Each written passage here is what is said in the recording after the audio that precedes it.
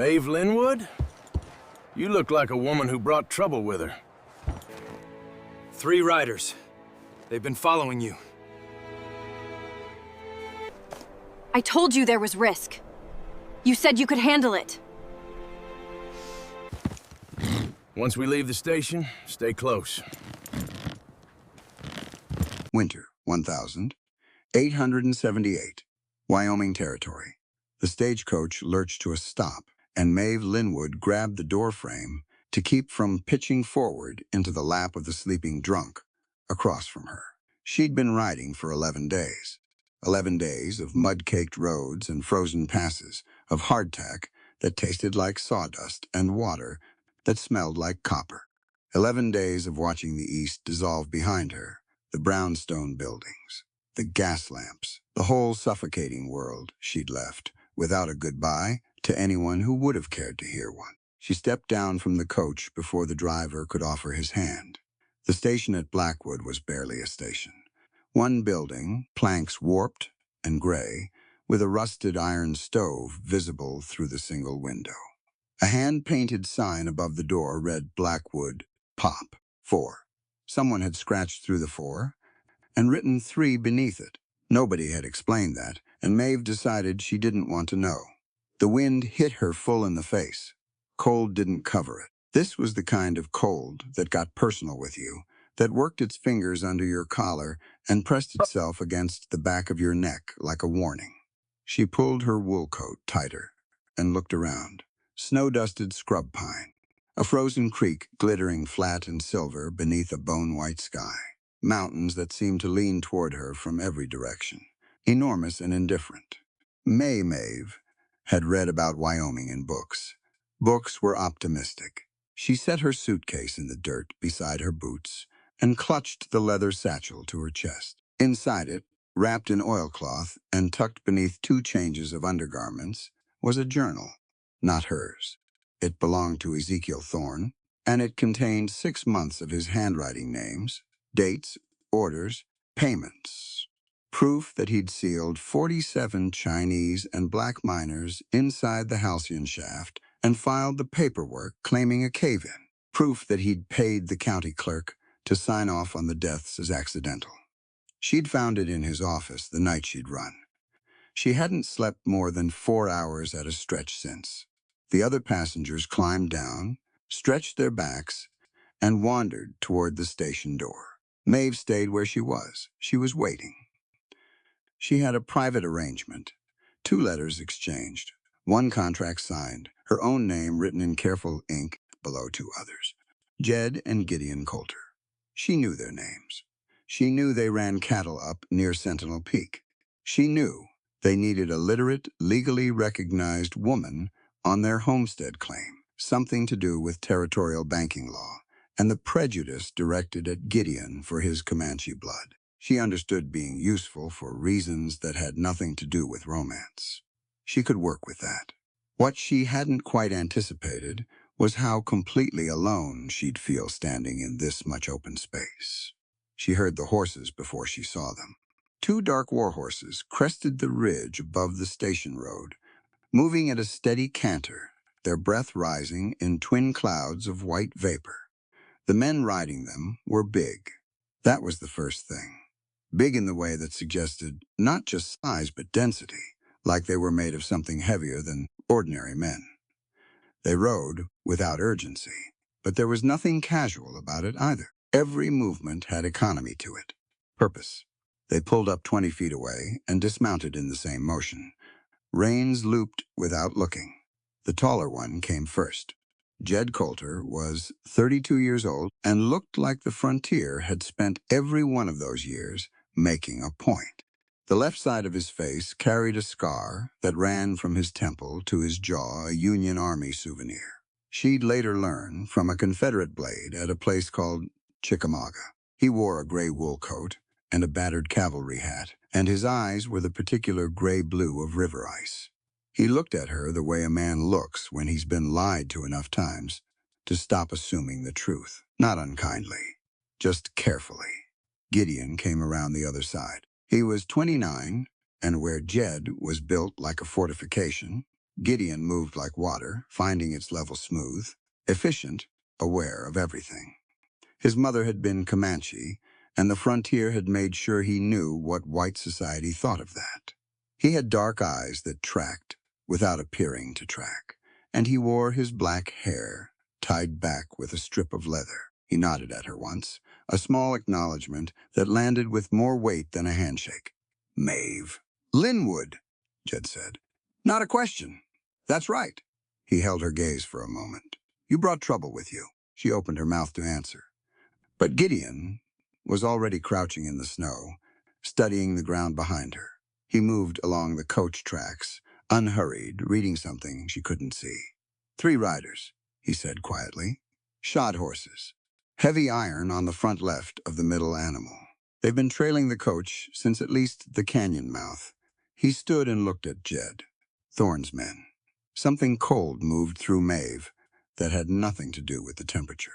Jed looked back at her, that careful gaze. Again. Who sent you, really? He asked. Nobody sent me, I answered.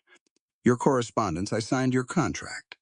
She kept her voice level, and I am being followed by men who work for a man who wants something I have. I told you in my letter there was risk. You told me in yours that you could manage it. A beat fair enough, Jed said. That was all. He turned toward the horses, checked Gideon with a glance, and they both began moving with that same efficient calm, adjusting gear, scanning the ridgeline. No theatrics, no lengthy conversation about what this meant or what they were going to do about it. Maeve exhaled. She picked up her suitcase.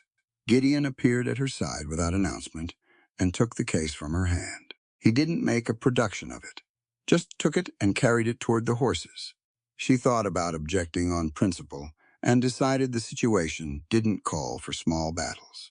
Jed was still scanning the tree line above the canyon, jaw set. He had one hand resting near the rifle in his saddle scabbard, not holding it, just near it.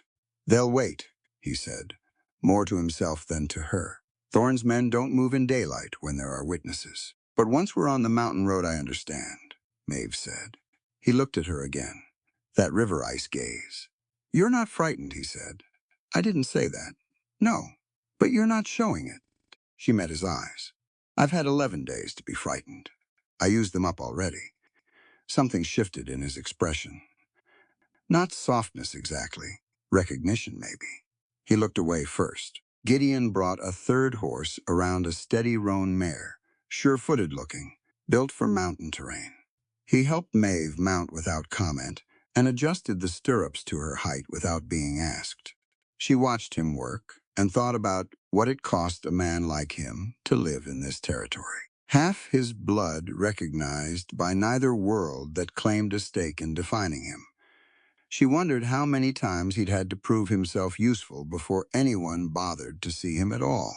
She wondered if that was something they had in common. The 3 of them set out up the mountain road as the afternoon light began to pale toward the gray and violet of early dusk. The station shrank behind them. The pines closed in on both sides, heavy with snow. The silence between the trees, the kind that pressed against your ears. Maeve kept her satchel in her lap and watched the tree line. Somewhere back in those shadows, 3 riders waited.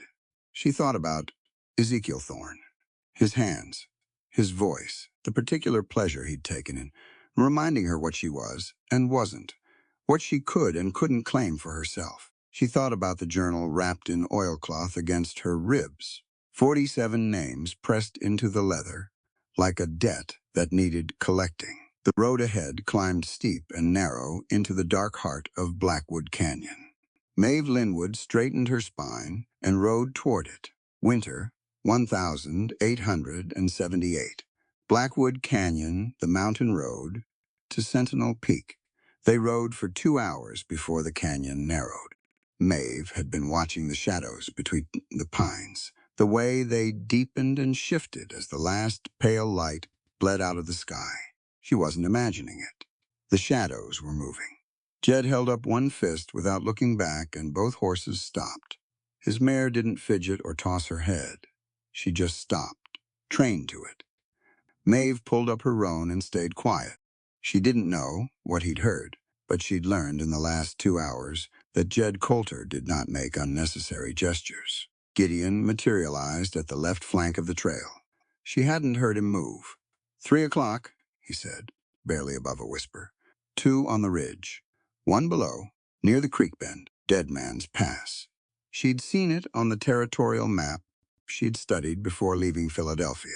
A narrow cut through exposed rock, canyon walls pressing close on both sides, the creek running 20 feet below on the left. Beautiful on paper. On paper, she hadn't imagined what it would look like as a kill box. Jed turned in the saddle and looked at her directly. Can you ride fast if I say ride? Yes. Can you stay low? Yes. He studied her face for 1 second. Then he nodded and drew his Winchester from the saddle scabbard in one quiet pull. The first shot came from the ridge.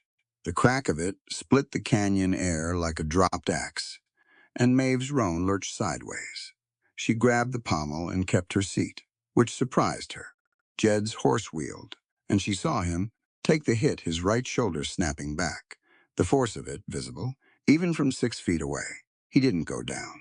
He cursed once, sharp and short, and brought the rifle up with his left arm, and fired twice toward the ridge in the same breath.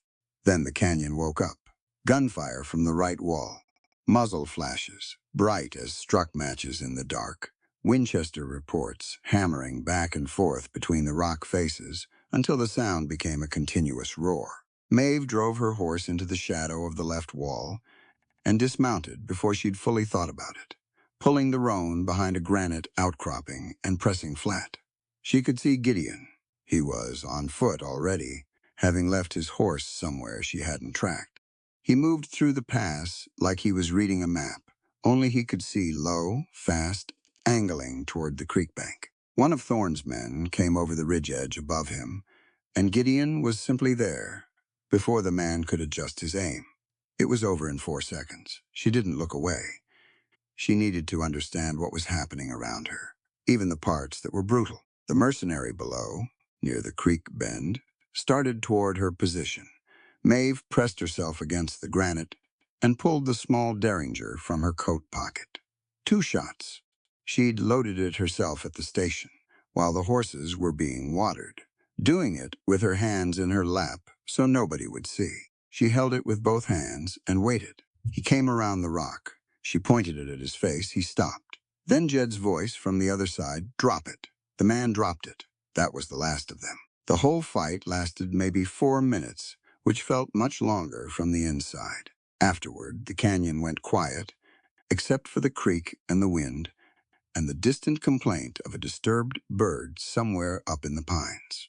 3 mercenaries, disarmed and bound, left tied to a pine trunk where the territorial marshal's circuit would pass within 2 days. Gideon had checked their horses and their coats for any identifying papers. He found a folded letter with Thorne's seal on it and tucked it into his own coat without comment. Jed was sitting on a flat rock near the creek, his coat off, his right shoulder bleeding through his shirt in a dark stain that kept spreading. Maeve was already moving toward him. "I don't need," he started. "Sit still," she said. He sat still. She unbuttoned his shirt with quick, steady hands and peeled it back from the wound.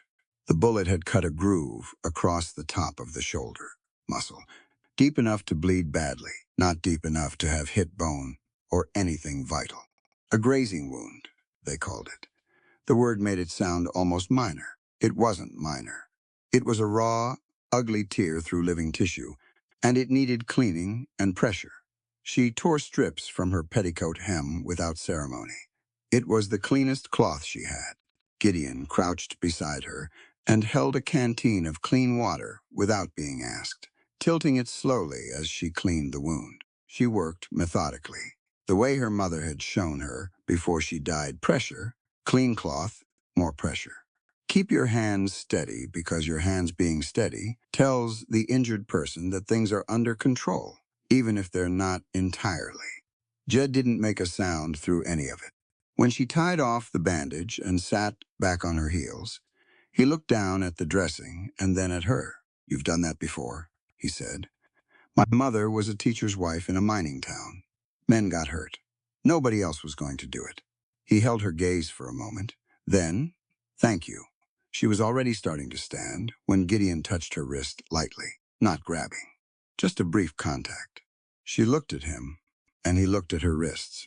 At the fading marks there, the rope burns she'd mostly managed to hide under her cuffs for 11 days. The cold had made the skin around them red, which made them more visible, pulled her sleeve down. Gideon didn't say anything. He just looked at her, and there was something in his expression that she couldn't find a word for at first. It wasn't pity. Pity looks down at you. This looked level, like he was meeting her somewhere, rather than observing her from a distance. He said quietly, "You don't have to explain." She didn't. Jed had gone still beside her. He'd seen it, too. Neither man said anything else about it. They just broke camp, repacked the horses, and Gideon brought her roan around and held the stirrup for her, without making the gesture mean more than practical help. They rode on. The pass opened up above them into a long slope of wind-scored rock and scrub, and above that, barely visible against the star-scattered sky, the dark shape of Sentinel Peak. Maeve kept her hands loose on the reins and breathed in cold air and thought about the fact that two men who didn't know her had just bled and fought to get her through that canyon. She didn't know what to do with that yet.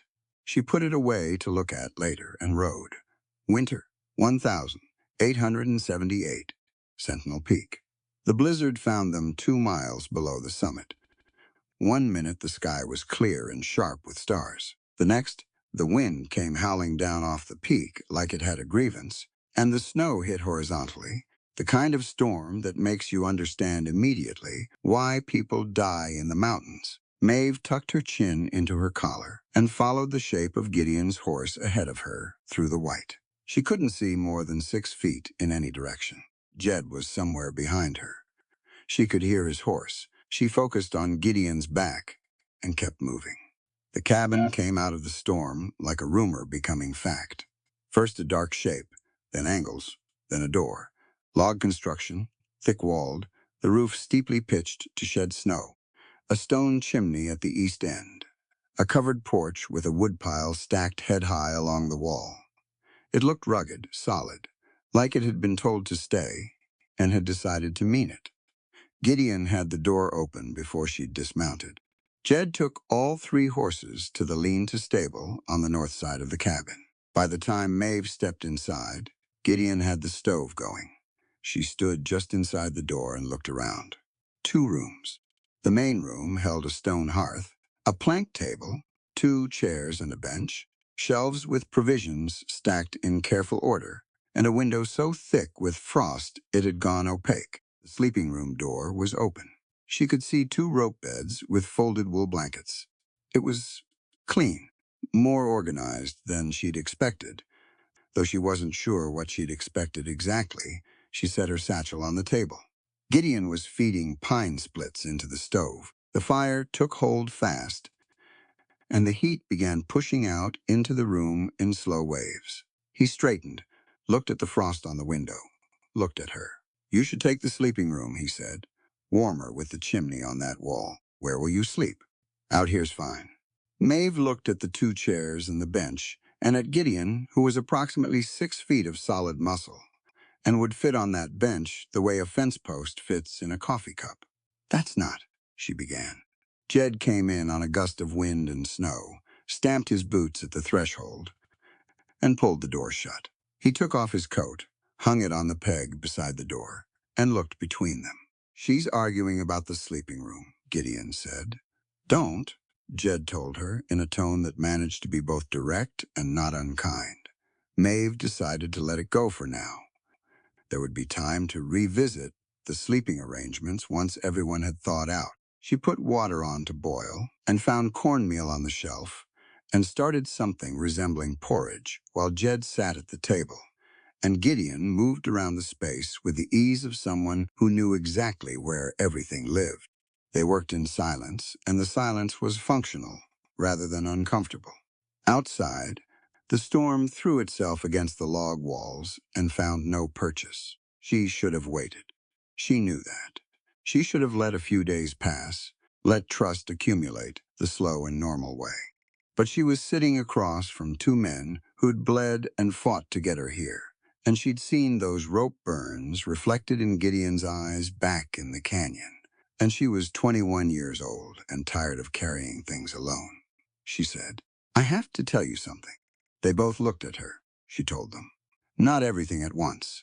She went in order, which helped. She told them about Ezekiel Thorne and the mine and what she'd found in his office, the journal, the names, the payments, the cover-up.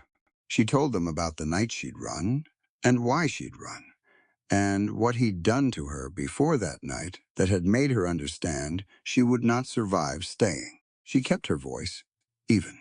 She'd had 11 days to practice saying it without falling apart. When she finished, the fire popped and the wind pressed against the door. She looked at her hands on the table. "I know I am not what you agreed to. Your letter said you needed a literate woman, someone without complications, someone who could stand as your legal household representative without attracting federal attention." She looked up. "I have a great deal of federal attention. If you want me to leave when the storm breaks, I'll go. I'll find another way." Jed was quiet for a long moment. His scarred face was hard to read, and she'd stopped trying. He pulled his chair back, slightly planting both forearms on the table, and looked at her with those river ice eyes that had seen enough of the world to have stopped performing surprise at any of it. "Miss Linwood," he said, "I want to be plain with you about something." She waited. Out here in the West, men treat women and land like property to be claimed.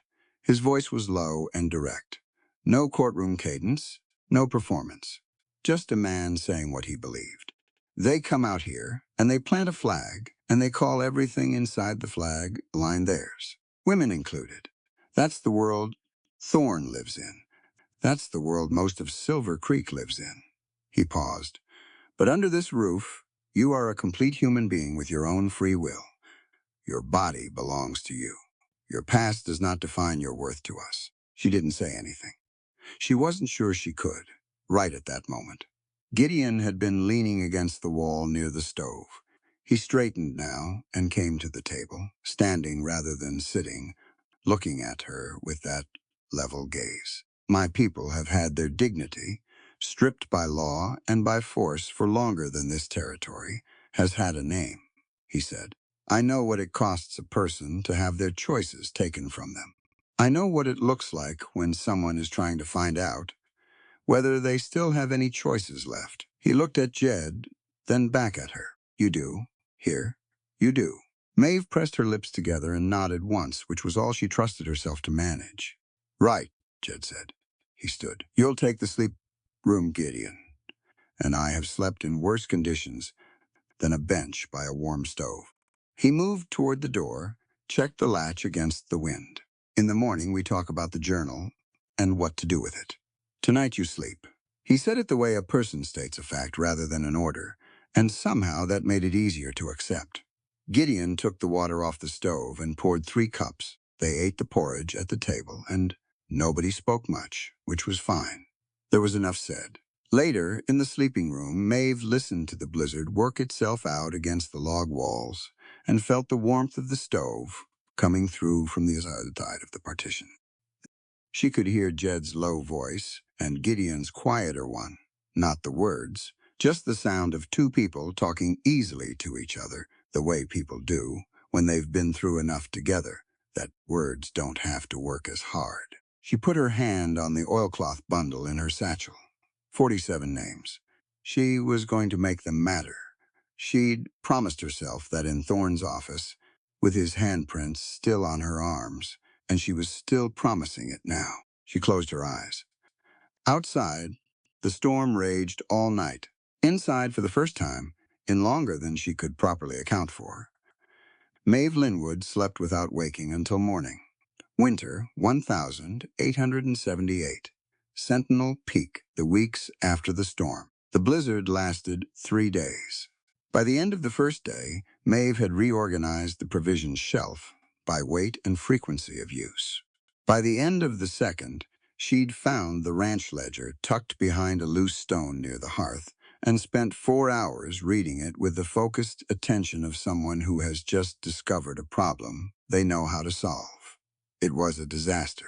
Not through negligence, both men were clearly careful and hardworking, but through sheer unfamiliarity with the bureaucratic language that territorial banks required. Loan applications, written in plain frontier speech that any reasonable person could understand, but that any territorial bank officer could use as an excuse to deny.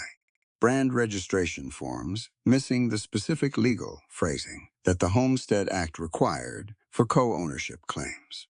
An expansion request for the upper pasture that had been rejected twice, both times for reasons that had nothing to do with the quality of the land or the men's ability to work it. She set the ledger on the table on the morning of the third day and looked at Jed. "You've been denied twice on the upper pasture claim," she said. He looked up from the harness he was mending. "Bank says the documentation's incomplete." "The bank is correct. But the documentation isn't incomplete because you missed anything. It's incomplete because the forms require a legally recognized literate household representative to co-sign the land survey attestation." She turned the ledger so he could see the page. "Under the Territorial Banking Statute of 1876, a homestead with a co-ownership structure like yours, two unmarried men, one of partial native ancestry, requires a third-party signature from a literate resident of the household to validate the claim against federal challenge." Jed looked at the page, then at her. "That's why you're here," he said. "That's one reason." "Yes. And the other reasons?" She met his gaze. "Because you wrote a fair letter and offered fair terms, and I needed to go somewhere that wasn't where I was." He nodded slowly. No follow-up questions. She appreciated that. She spent the rest of the storm rewriting every outstanding document in proper legal language, drafting 2 new letters for the bank, and flagging 4 entries in the ledger where the Coulters had been undercharging a cattle broker in Silver Creek by roughly 30% due to a miscalculation in the seasonal weight tables. When she laid out the corrected figures for Jed that evening, his expression did something she hadn't seen from him yet. His eyebrows rose. 30%, he said. "For 8 months, I can draft a formal invoice if you want to pursue it." He looked at Gideon. Gideon looked back. Some wordless exchange passed between them that Maeve had already started to recognize as their primary mode of communication. "Draft the invoice," Jed said. The storm broke on the 4th morning and left behind a world so white and clean it almost hurt to look at. The snow lay 3 feet deep across the open ground, and the pines wore it like something ceremonial. Jed and Gideon spent 2 days digging out the stable, checking the cattle in the lower pasture, and reinforcing the roof of a storage shed that had taken damage from the wind. Maeve started teaching Gideon to read English. It began practically. She needed him to be able to read the legal documents. Before he signed them, she would not have either. "Man put their name to something they couldn't verify themselves," she said so plainly, and Gideon listened with the careful attention he gave to everything. They worked at the plank table in the mornings, a candle between them when the light was low.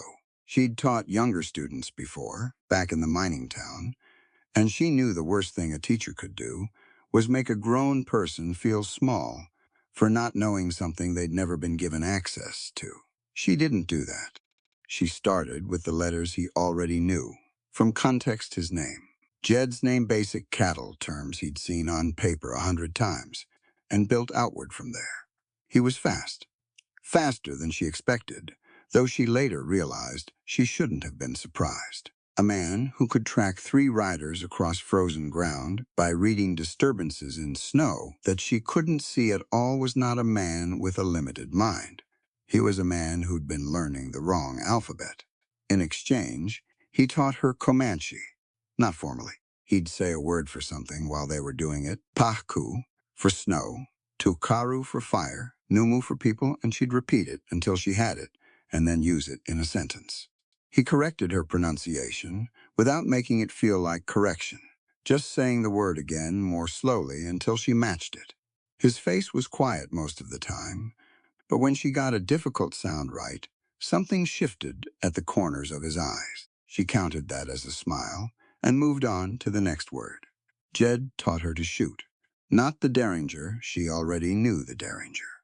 He took her out behind the cabin with his spare Colt revolver and a row of pine cones lined up on the fence rail, and spent an afternoon being a better teacher than most people would have expected from a man of so few words. He corrected her grip once, very briefly, placing her hands in the right position with a light, deliberate touch, and then stepping back immediately. He explained the mechanics clearly: breath, sight line, trigger pull, how to account for wind at distance. He treated her questions as reasonable, which they were. By the end of the afternoon, she'd hit 4 out of 6 pine cones at 40 feet. Good, Jed said. From Jed Coulter, that was a speech. What Maeve noticed, watching them from the inside of their daily life, was that these two men had built something between them that most people living in close quarters never managed. They disagreed sometimes about cattle rotation, about whether to respond to a certain letter from Silver Creek, about how much firewood to keep on the porch versus in the lean-to. When they disagreed, they said so. They talked it through with the patience of people who'd learned the cost of not talking things through, and then whoever made the better argument won, and that was the end of it. No sulking, no scorekeeping, no quiet resentment building up in the corners. She'd grown up watching men treat everything like a competition they couldn't afford to lose. She'd watched Ezekiel Thorne treat every human interaction as a chance to establish dominance. She hadn't known, before Sentinel Peak, that two men could share a space and a life and a purpose without it becoming a constant negotiation of who was in charge. Jed and Gideon were simply in charge of different things, and they both knew it, and it worked. She told Gideon this one morning while they were working through a page of the land survey. He was quiet for a moment, reading the sentence in front of him. Then he said, "Jed pulled me out of a ditch outside Fort Laramie when I was 16. 3 men had decided I needed to be taught a lesson about being on the wrong side of the bloodline." He looked at the page. He was still in his army coat, just off the mustering. Hadn't been home 5 minutes. He paused. He didn't ask what I'd done to deserve it. He just pulled me out. Maeve looked at him. After that, Gideon said simply, there wasn't much point in rivalry. She looked back at her copy of the survey and found the next line. The weeks settled into a rhythm, a real one, not just survival, but something that resembled a life being constructed with intention. Maeve handled the paperwork and the accounts. Jed and Gideon ran the ranch. In the evenings, they ate together and talked about the cattle market, about spring planting, about the territorial legislature's latest disaster, about Gideon's knowledge of the upper mountain passes, and what they meant for their summer grazing options. Maeve contributed to all of it. Her opinions were asked for and argued with, and sometimes adopted and sometimes discarded. And all of that was done with the straightforward respect of people who considered her a full participant in the conversation. She had not had that before. Not consistently. She was starting to understand that she'd been hungry for it for years, without a word to name the hunger.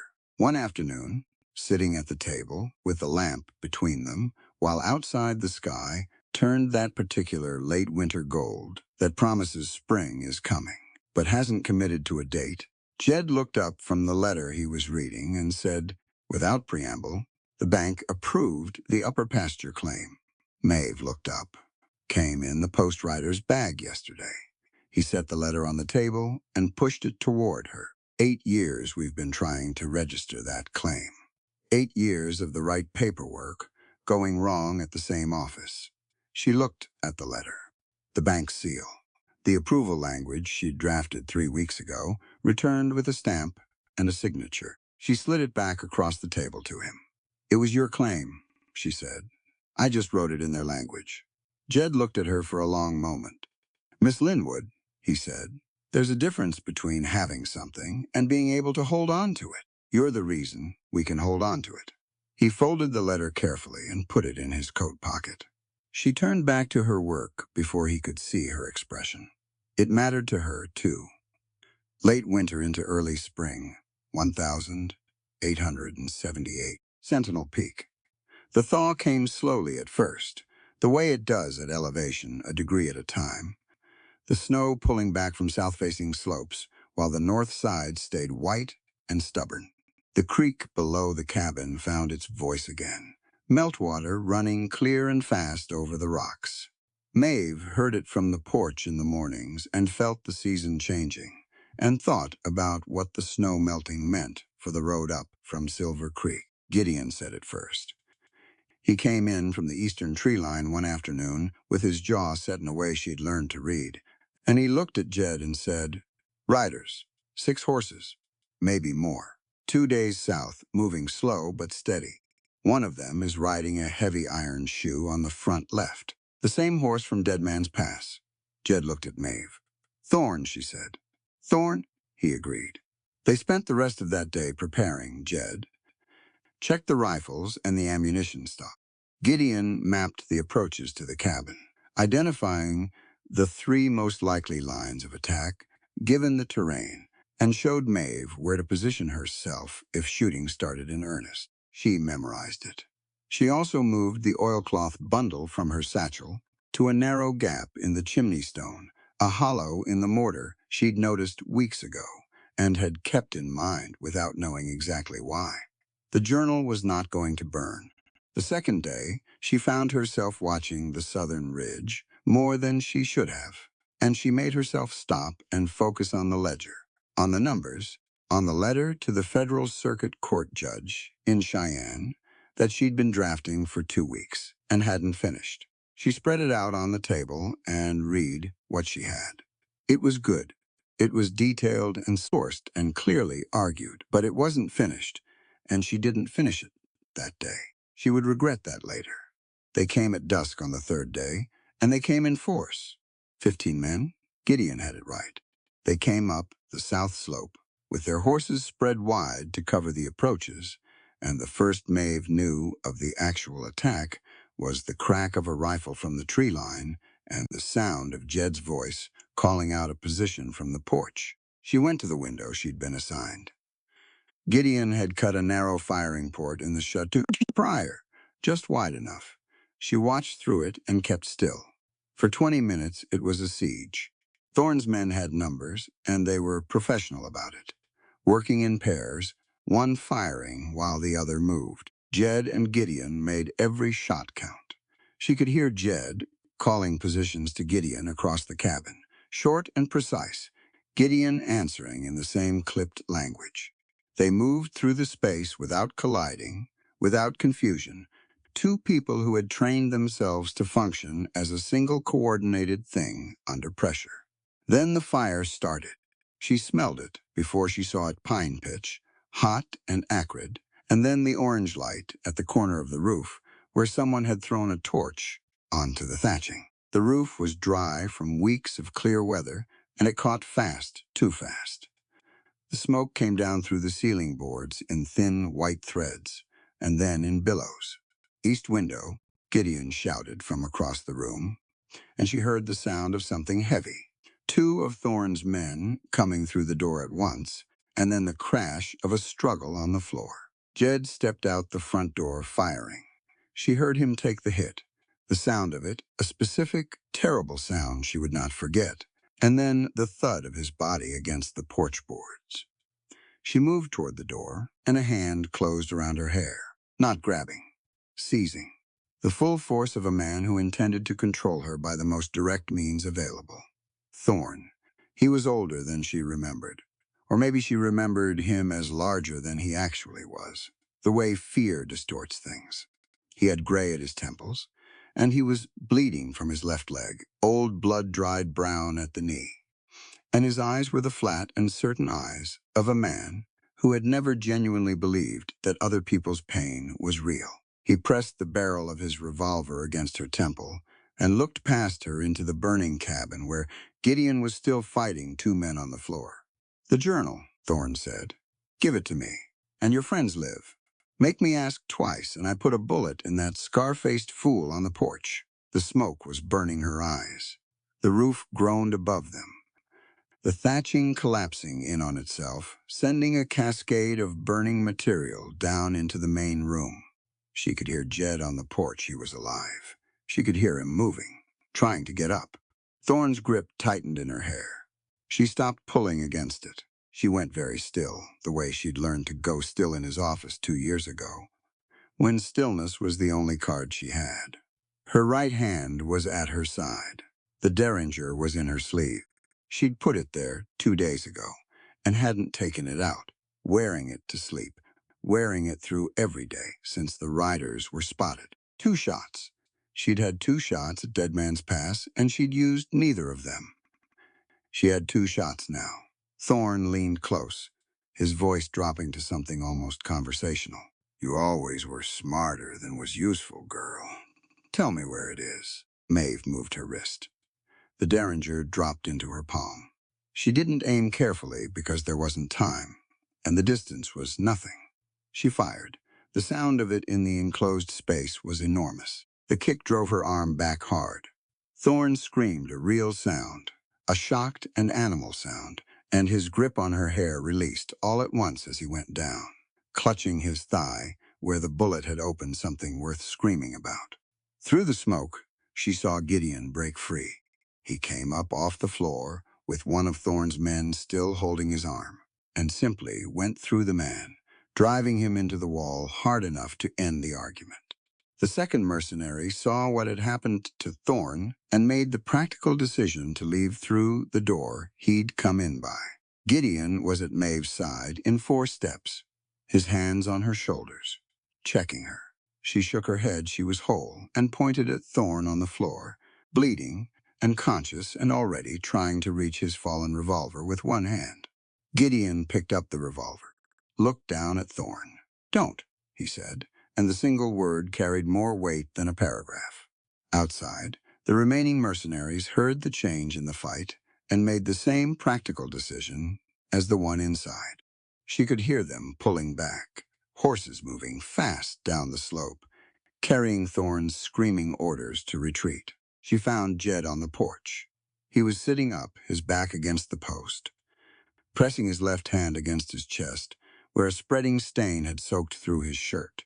His face was white beneath the weathering and the scar. He looked at her. She knelt beside him and got his hand aside to look at the wound, and her own hands were shaking now that there was nothing immediate left to be afraid of. Through and through, he managed. She looked. It wasn't, but it was survivable if they moved. Behind her, the cabin roof gave a final groan and collapsed inward in a rush of flame and smoke and sparks that shot 40 feet into the darkening sky. A winter's worth of their life went with it: the ledgers, the chairs, the table, the provision shelf. She had the journal. She'd put it in the chimney stone 2 days ago, and the chimney stone was still standing in the fire's middle like a monument. She looked at Jed, and then at Gideon, who had appeared at her left shoulder with their 3 horses already bridled. The thermal caves, Gideon said, 1/2 mile north. Natural hot springs. We can keep him warm. Jed started to object to being discussed as a patient. Nobody listened. Maeve got him on his horse, which required all 3 of them and a great deal of Jed's dignity, and they rode away from the burning ruin of Sentinel Peak's cabin, with the firelight chasing their shadows north across the snow. Behind them, Thorne's men were already gone. But Thorne himself was not dead. That, she knew, was going to be a problem that morning had not finished solving. Early spring, 1878. The thermal caves north face of Sentinel Peak. The cave entrance was barely a seam in the rock face, hidden behind a curtain of frost-bleached willow branches that Gideon pushed aside without slowing down. Inside, the passage widened within 20 feet into something that deserved a larger word than cave. The chamber was vast, 30 feet across at least, the ceiling lost in shadow above them, and at the far end, a natural hot spring pool steamed quietly in the dark, the mineral smell of it sharp and clean in the cold air. The walls near the water were free of ice. The air temperature, even this close to the entrance, was 20 degrees warmer than outside. Somewhere deep in the rock, something geological and ancient was at work. Gideon had known about this place for years.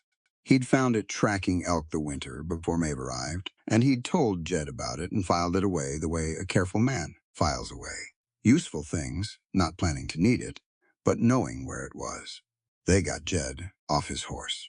That sentence covered a great deal of difficulty. Jed was a large man, and he'd lost a considerable amount of blood, and he was making the specific kind of decisions that injured men make, trying to put weight on his own legs before his legs had agreed to support it, objecting verbally to the amount of assistance being offered to him, insisting twice that he was fine when the evidence was substantially against that position.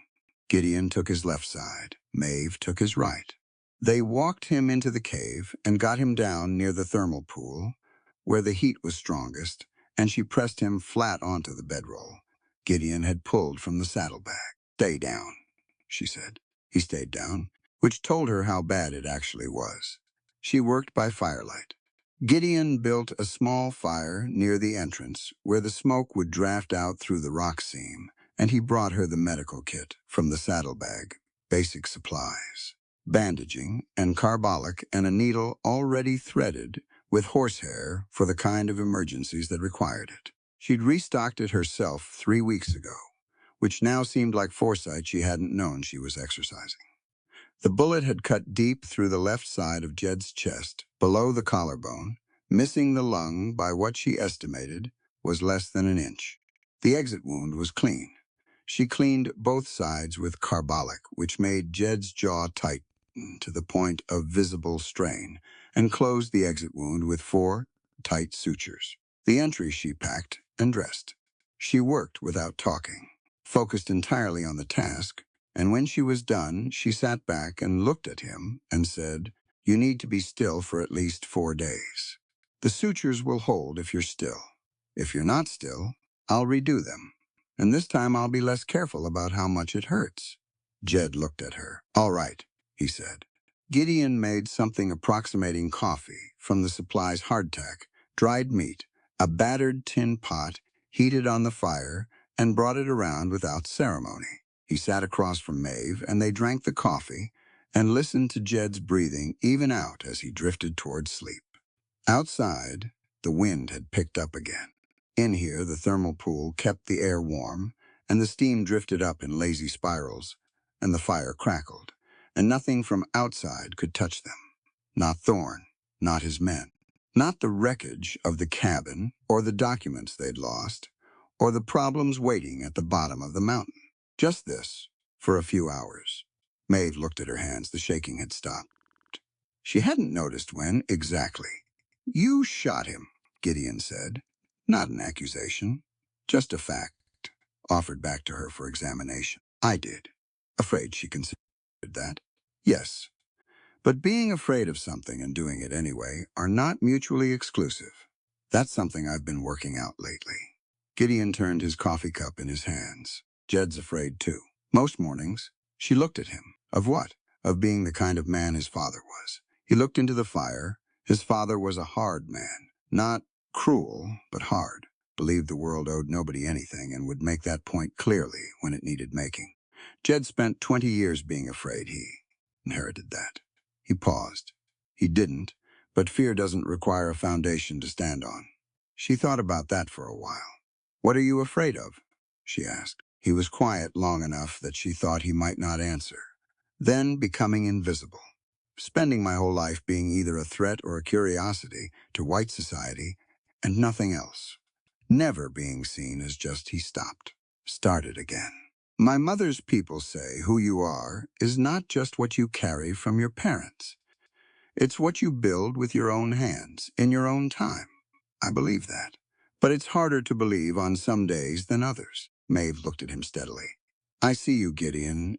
If that is worth anything." He met her gaze. Held it. "It is," he said. The fire settled.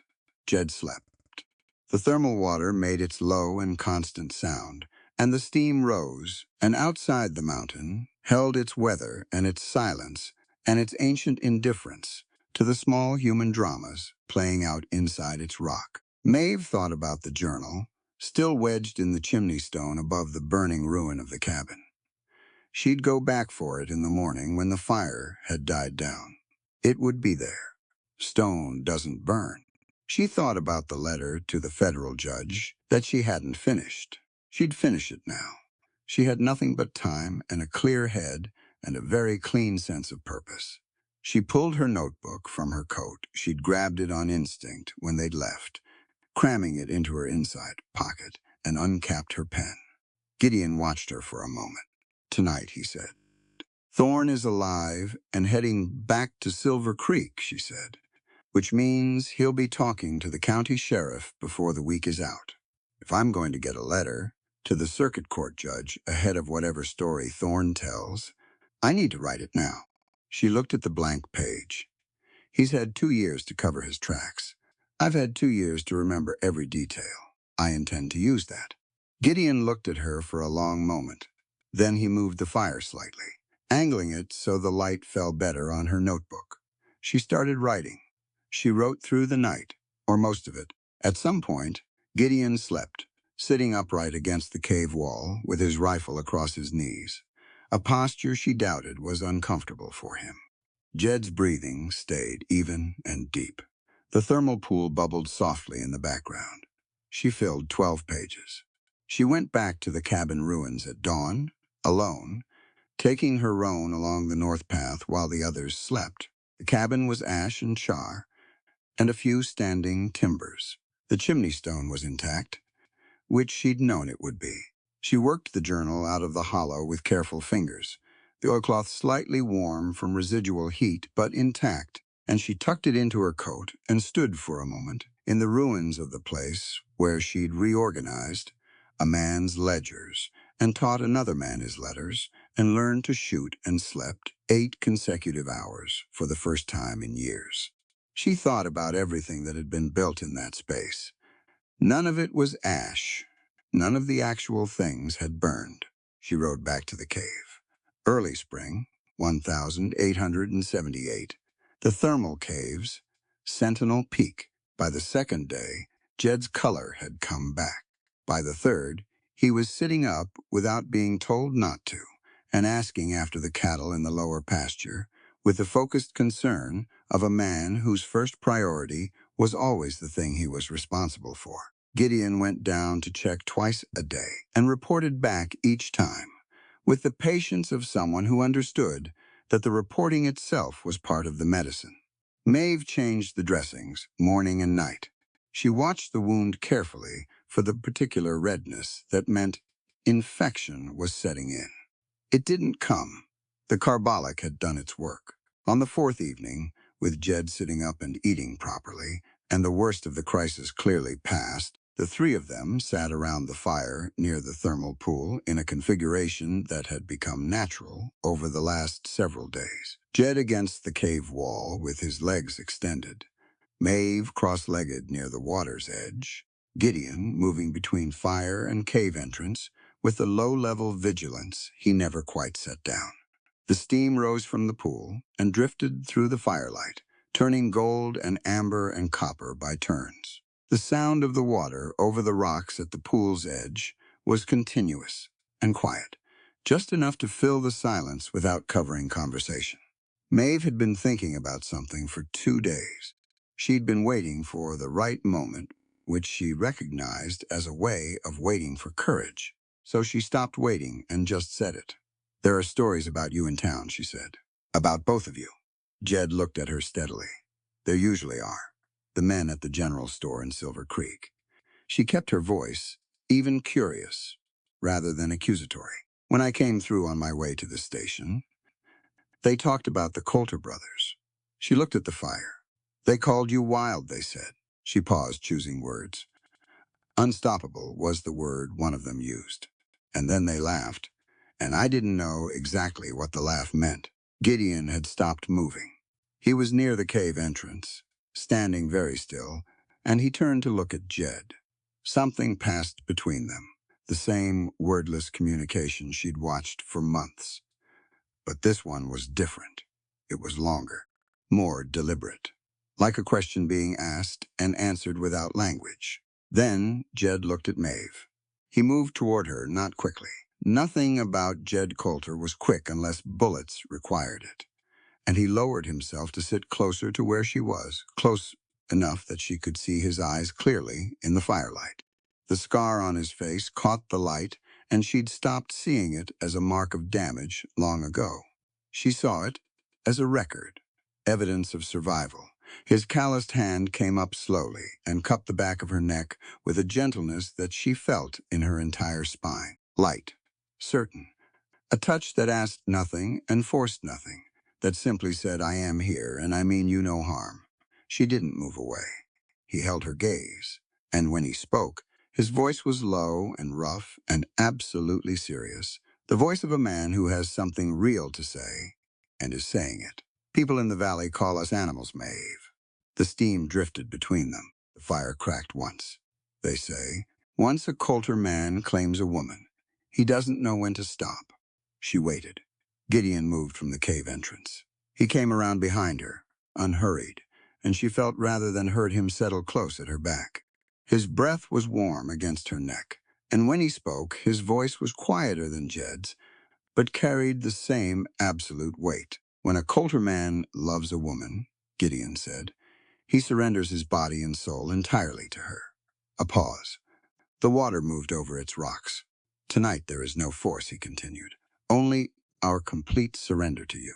She felt the words settle through her, like heat from the thermal water, slow, pervasive, reaching places that had been cold for a very long time. Jed's thumb moved gently at the base of her skull, just a small movement, and his eyes never left hers. He continued where Gideon had stopped. 6 times a night, he said quietly, that is no idle boast, my sweet bride. That is the pledge of 2 men who will burn their own souls to bring you pleasure until you tremble in our arms. Maeve breathed. She had spent 2 years in Ezekiel Thorne's world, where what was done to her body was decided by someone else's appetite and entitlement. She had spent 11 days on a stagecoach, believing that the best she could hope for was usefulness, that she could trade her intellect and her labor for safety. And that safety was the highest thing available to her. She had spent 4 months on Sentinel Peak learning, slowly and then all at once, that she'd been taught a very small idea of what she deserved. I want to, she said, clearly, looking at Jed, and then, turning slightly to look at Gideon, I want to, that is my answer. What happened next was not what Ezekiel Thorne had done to her. It bore no relation to it, shared no vocabulary with it, occupied a completely different universe from it. Jed took her face in both hands and kissed her, with the careful intensity of a man who has been patient for a long time and intends to do this properly. She kissed him back. It surprised her how natural that felt, how unafraid she was. Gideon's hands came to her shoulders from behind, warm and steady, and he turned her gently when Jed released her, and he looked at her face for 1 full second, making sure before he brought his mouth to hers. She was the center of it. That was the only way she could have described it later, and she wouldn't have tried to describe it to anyone because language was going to be inadequate to the task. She was not an object between 2 men. She was the point around which everything oriented. Every touch asked before it took. Every movement waited for her response. When she said yes, or here, or simply reached toward something she wanted, it was met without hesitation. She had spent so long being told, by action, by law, by the particular silence of people who watched Thorne and said nothing, that her body was a matter for others to decide. She had internalized that in ways she was still finding, small flinches. The reflex to go still and wait for the decision to be made for her. That reflex didn't fire once. Not once, through any of it.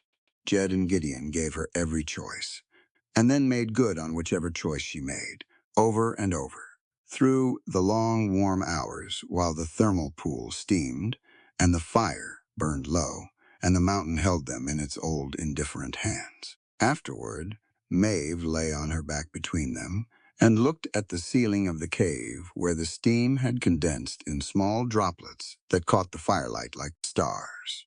Jed's breathing was slow and heavy beside her, his chest rising and falling, the bandaged wound keeping him on his back. Gideon was awake. She knew she'd learned to tell the difference between his sleeping and his alert silence, staring at the same ceiling. She thought about Thorn, and then she made herself stop thinking about Thorn. "When this is over," she said, to the ceiling, to neither of them specifically, and both of them at once, "what does this look like?" "The three of us." A pause. "It looks like Sentinel Peak," Jed said. "New cabin. Spring grass coming in on the upper pasture. The bank documents properly filed. That's just the practical version," she said. Another pause. "You stay," Gideon said quietly. "We build something that belongs to all three of us equally. Not as a transaction, as a choice." She thought about that word. Choice. How much weight it could carry when it was actually honored. "All right," she said. Jed's hand found hers in the dark. Gideon's rested at her shoulder. She didn't pull away from either. Outside, the mountain was cold and dark and enormous, and somewhere below it a man named Thorn was bleeding and planning, and very probably furious. He could wait until morning. Tonight, for the first time in a life that had given her very few of them, Maeve Linwood had exactly what she'd chosen. She intended to feel it fully before the world required her to go back to fighting for it. She closed her eyes. She slept without dreaming, deep and warm, between two men who had burned their own comfort down to make sure she had enough. Spring 1878. Sentinel Peak and Silver Creek. They came down from the mountain on the fifth day. Jed was mobile, which was the most generous, accurate word for it. He moved carefully, favoring his left side, and he would have pushed harder than that if Maeve hadn't been watching. She'd made him promise, before they broke camp in the thermal cave, that he would tell her if the wound pulled. He'd given his word, which meant he would keep it. That much she'd learned about Jed Coulter. The cabin ruins were cold ash by the time they passed them. The chimney stone stood alone in the wreckage like a marker. Maeve stopped her horse and looked at it for a moment, at the blackened timber ends and the collapsed roof and the place where the table had been, where she'd taught Gideon his letters and rewritten the land claim documents, and felt, for the first time since girlhood, like her mind was being used for its full capacity.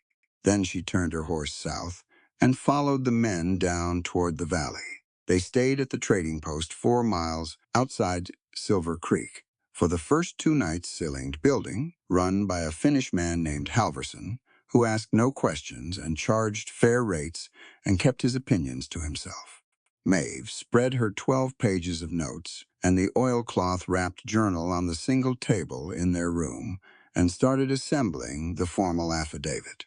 She worked in the language of federal law, which she'd taught herself from a borrowed copy of revised statutes of the United States during the 2 years she'd spent understanding exactly what Thorn had done and whether it could be proven. She cited the specific statutes covering labor protections for contracted workers.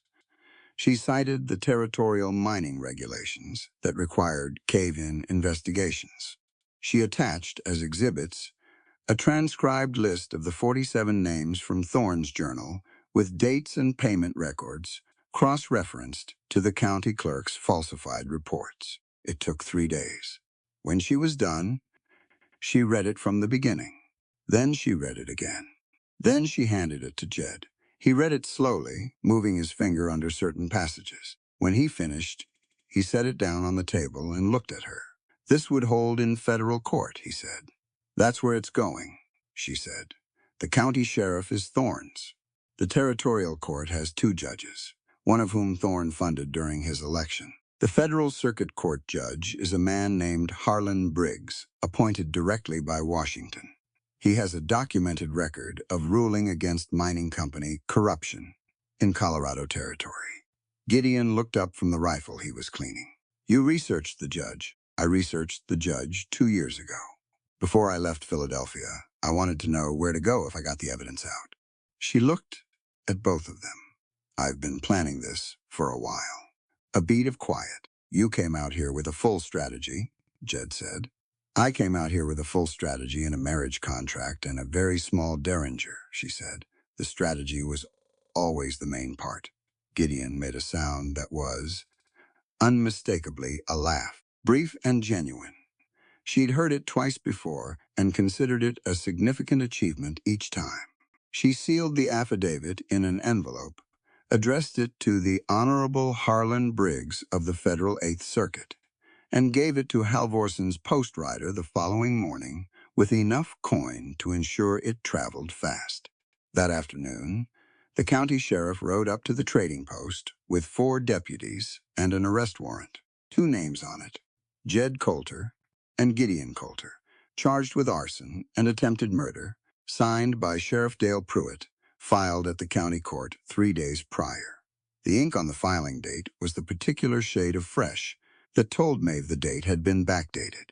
Thorne worked fast when he was cornered. She'd known he would. The sheriff was a lean man, with the eyes of someone who'd made a private accommodation with their own conscience some years back and had stopped revisiting the decision.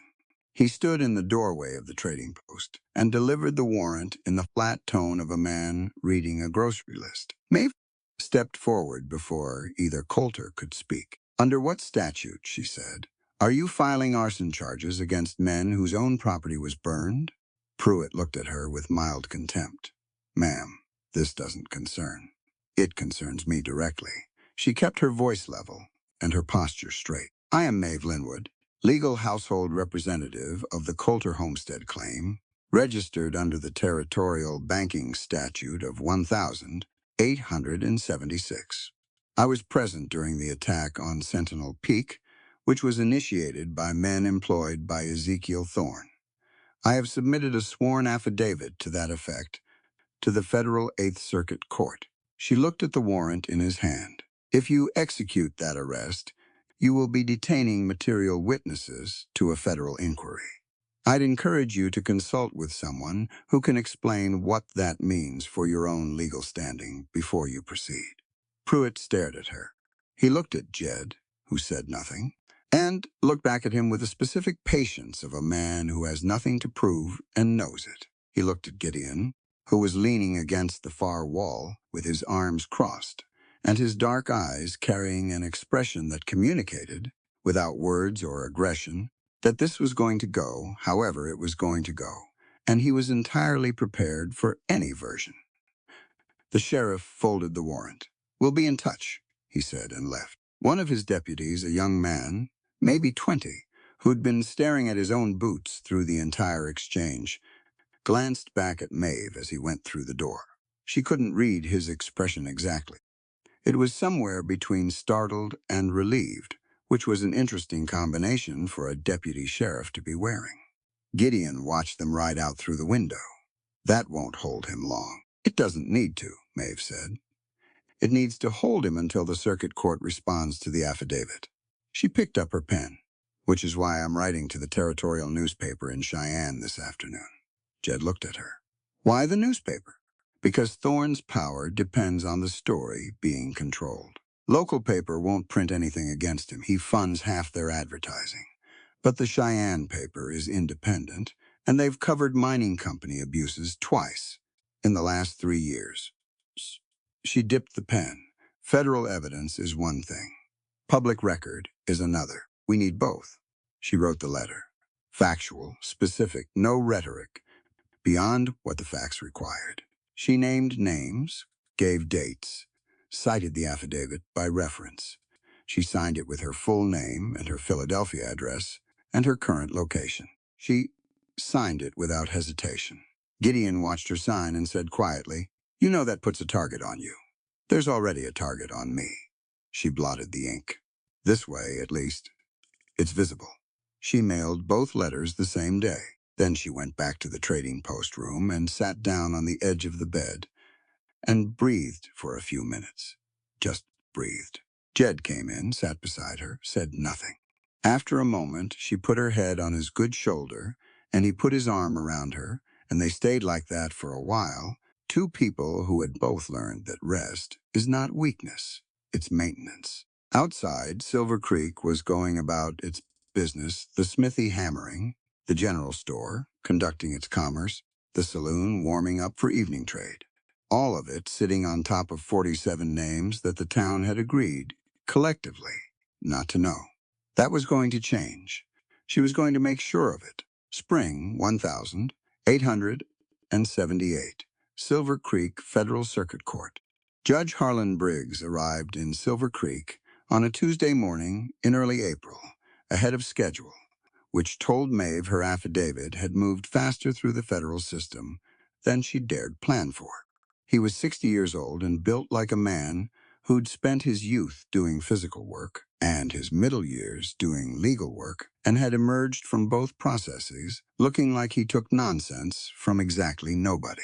He set up the Federal Circuit Court in Silver Creek's largest building, the Grain Exchange, cleared of its usual commerce for the week, and posted the court calendar on the public board outside the Territorial Land Office. Ezekiel Thorne's name was on it. Silver Creek took note.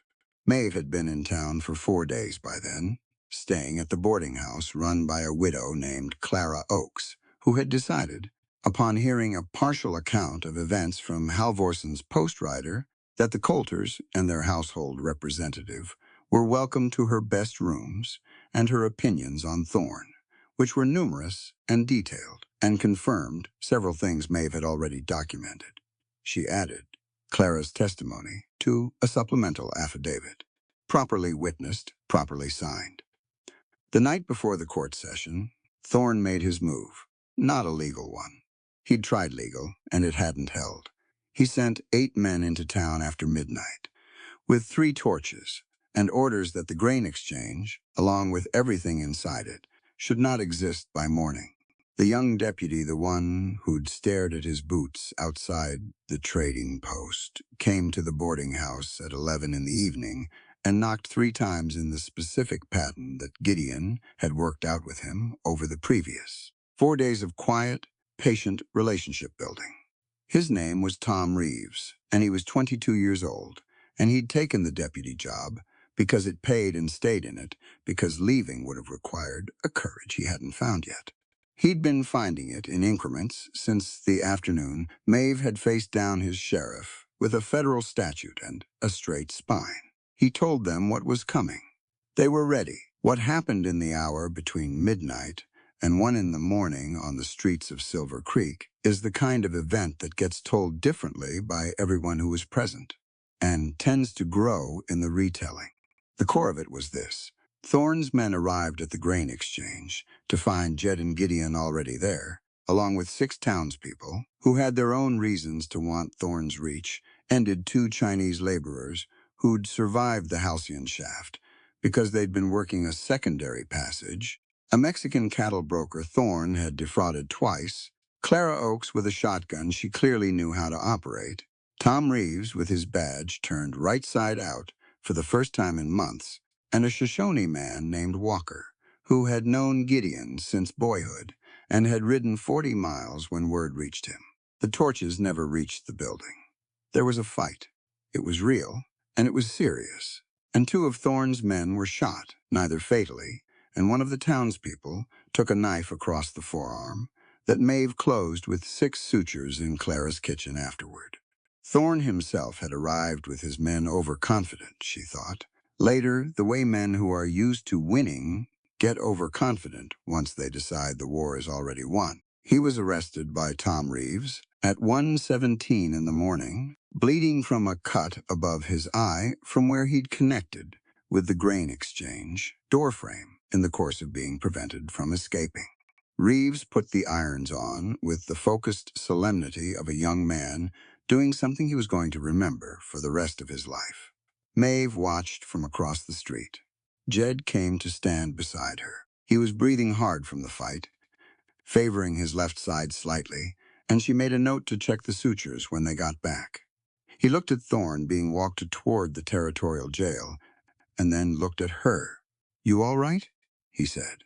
"I'm all right," she said, and meant it. The court session the next morning was standing room only, which was not typical for the grain exchange on a Tuesday.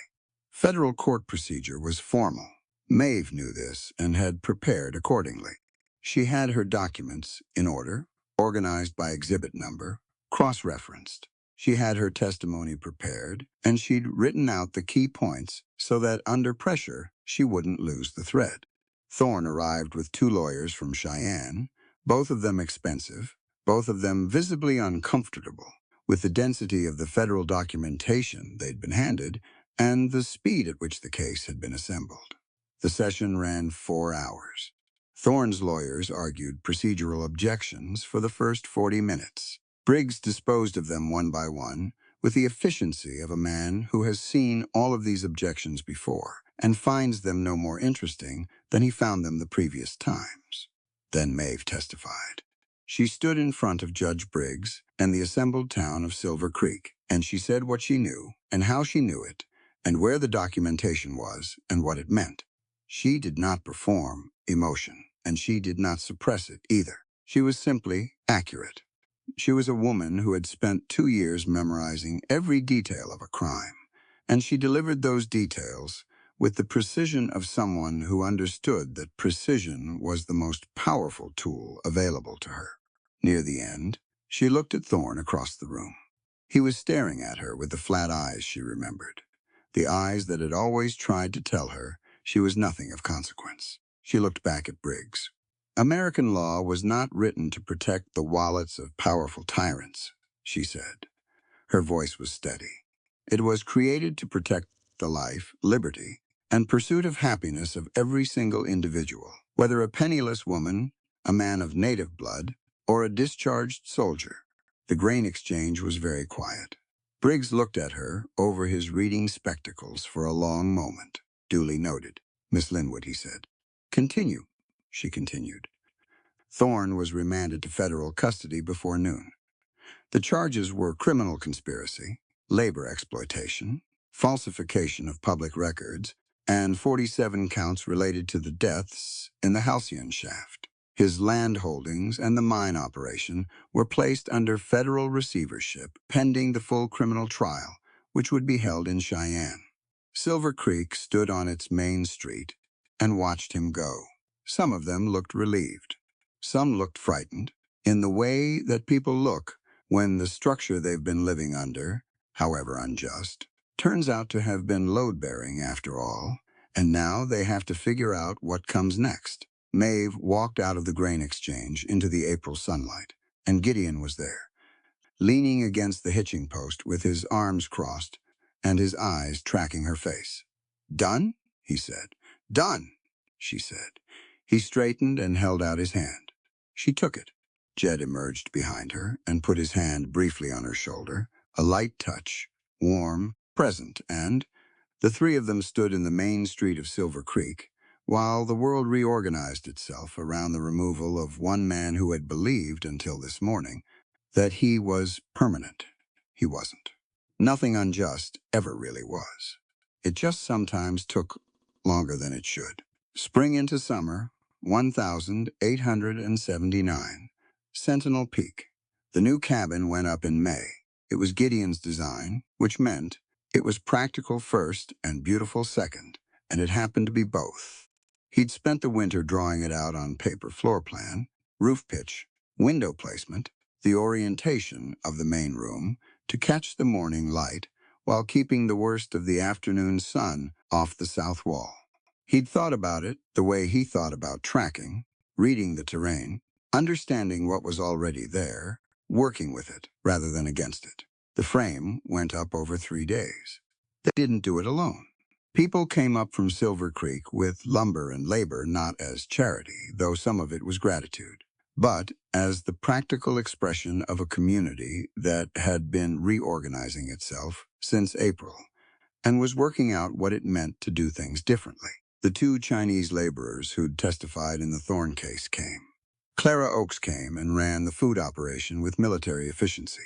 Tom Reeves, now acting sheriff pending a proper election, came with 4 men from town and put in 2 full days on the roof framing. Walker came from 40 miles away and worked alongside Gideon with the ease of people who share a language that has nothing to do with words. Maeve worked alongside all of them. She wasn't directing from a distance or keeping accounts at a table somewhere. She was hauling timber with Gideon, learning to set a notched joint from Walker, arguing cheerfully with Clara about where the kitchen window should face, and at the end of the second day, she had splinters in both hands and a deep satisfaction that she'd found no comparable word for. Jed watched her from the roof frame, where he was setting ridgepoles, which was the only job she'd agreed to let him take, that didn't aggravate the healing chest wound.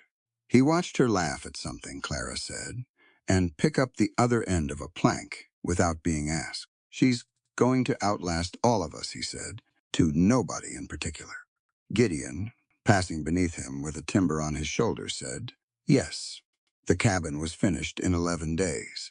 Larger than the old 1-3 rooms instead of 2, a proper sleeping room with actual space in it, a workroom with good light for Maeve's desk, and account books, and a stone hearth wide enough to heat the whole structure.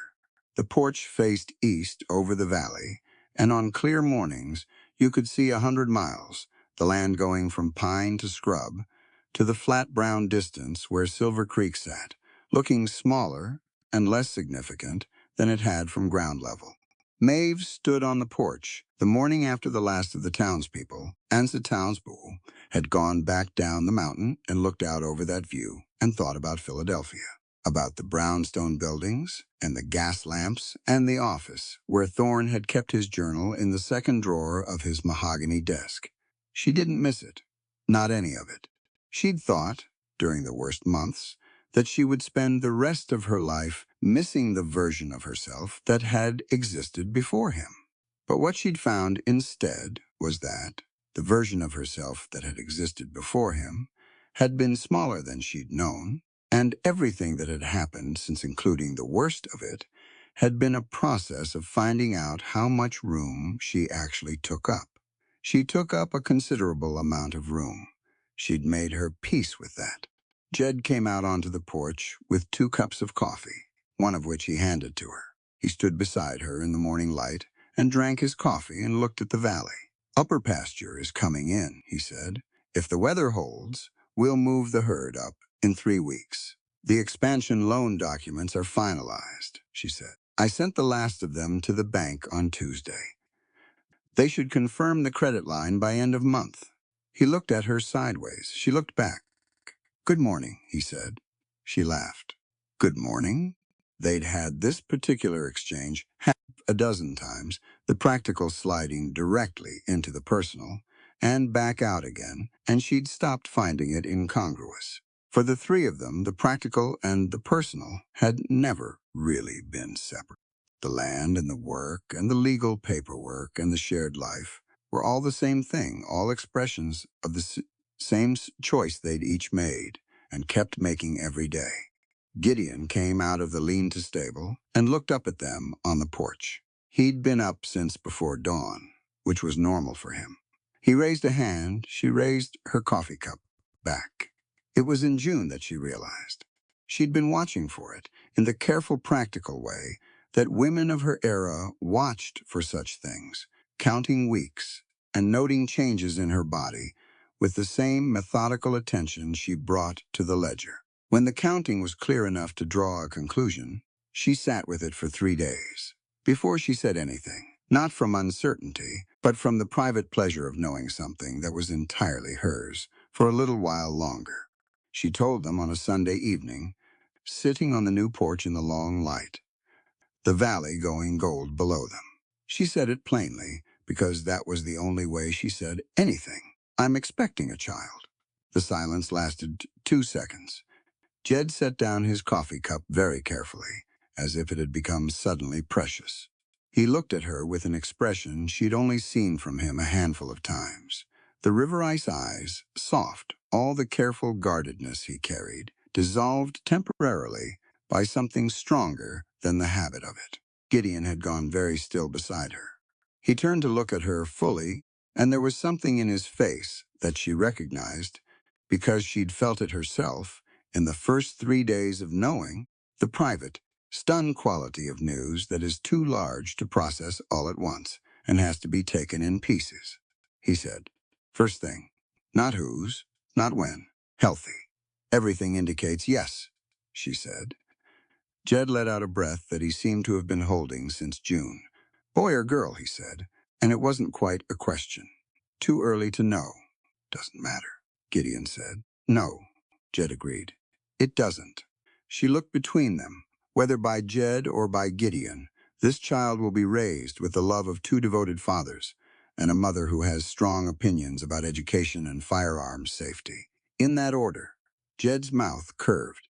The scar moved with it, the whole left side of his face, doing something she'd come to understand, was his version of a full smile. Strong opinions, he said. That's one way to put it. I can think of stronger language if you prefer, no, he said. That covers it. The ceremony happened in August, on a morning when the mountain meadow below Sentinel Peak was full of wildflowers that nobody had planted, they'd simply arrived. The way things do when the ground has been left alone, long enough to remember what it was before everything got complicated. No church, no circuit preacher. They'd discussed both and set both aside. What they had instead was Clara Oakes, who had been a justice of the peace in her previous life in Illinois and had never technically stopped being one, standing in the meadow with a book open in her hands and a look on her face that was somewhere between professional and moved. Tom Reeves was there. Walker was there. Halverson had come up from the trading post. A handful of others, from town, the ones who'd become something more than neighbors over the course of the winter and spring. The words Clara read were simple. They were about choice and commitment, and the fact that legally recognized partnership was one expression of those things, and the actual substance of them, the real weight, was in the promises that got made privately, in the way the three of them looked at each other when Clara finished reading. Maeve held both their hands. She'd thought about what to say, and then she'd decided not to plan it, which was unlike her. She let it come. I came up this mountain with a suitcase and a hidden journal, and no real expectation of anything beyond survival, she said. You gave me more than that. You gave me a place where my choices were mine. I intend to spend the rest of my life returning the favor. Jed didn't prepare words either, he said. I told you once that under our roof, you were a complete human being with your own free will. I meant it then. I mean it more now. Gideon was quiet for a moment, looking at the valley below and then back at her. He said, in Comanche first, something soft and brief. Then in English, what we build with our own hands, in our own time, this is that. Clara closed her book and said, I'd say that's sufficient, and everyone laughed. And that was how it was done. Later, standing on the porch in the afternoon light, with her back against Jed's chest and Gideon's hand warm over hers at the railing, Maeve looked out over the valley that had been Thorne's country 6 months ago and was not anymore. The land didn't know about Thorne. It never had. The pines grew according to their own logic. The creek ran the course it had always run. The mountain stood as it had stood before any of them arrived, and would stand after all of them were gone. She put her free hand on her stomach. Barely a change yet, just the knowledge of it, warm and certain as the sun on the porch boards. Jed's chin came down to rest on top of her head, gentle and easy, the habit of it already natural. What are you thinking? He said. She looked at the valley, the 100-mile view, the sunlit distance where the land went green and gold and endless. That we built something real, she said. Gideon turned to look at her, the afternoon light catching the angles of his face, and he nodded once, slowly, the way he confirmed things he'd already known. Yes, he said. We did. Below them, the west ran out to the horizon in every direction, no longer a place of fear and blood and other people's power over their lives. It was simply the country where they lived, where they'd chosen to build, where their child would be born in the spring, into a world these three people had made together out of law and letters and gunpowder and grief, and the kind of love that doesn't ask for easy circumstances, but builds right through whatever circumstances it gets. Sentinel Peak held them. The afternoon held, and the story finally was theirs.